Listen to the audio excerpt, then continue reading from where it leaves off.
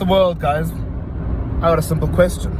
If you are envious of other countries, either you look up above them or you below them in terms of living standards and quality as your reality, you go, I think the people in the United States are living lavishly and nicely.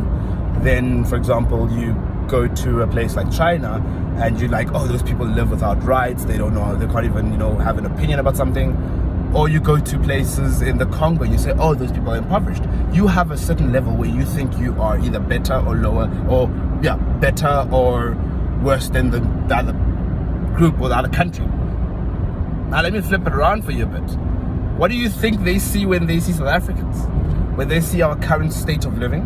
How we as fellow black people are, living in a world where you can find certain parameters. You don't own any of your land.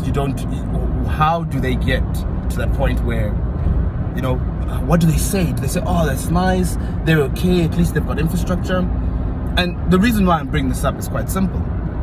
I'm currently driving on the N4, and I looked at the highway, the state of the highway, and I realized that the only reason, or possibly some of the only reasons why we're still able to build this infrastructure is because we currently are still under the control of other people or other ethnic groups, right? So then begs the question where South Africans go and say, we want to demolish white monopoly capital. And I say, okay, let's do that.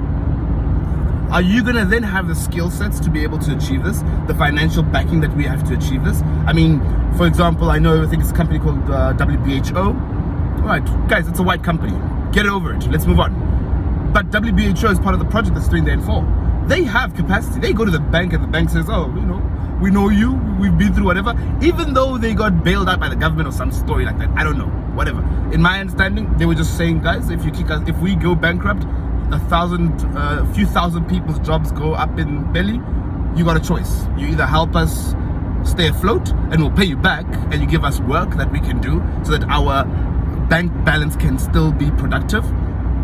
Then sure, we will save those 3,000 jobs. But if you don't, we're out. So there's a whole lot that goes behind back doors that we don't see as South Africans. But yet we are quick to say, let's get out of them. Let's get rid of them. Now, my opinion is that if you're going to build anything, you better ensure that you understand it from the core going up. So if you're going to start a business, you need to understand it from the start to the finish. You can't understand it halfway and expect that you'll be able to function and keep it running.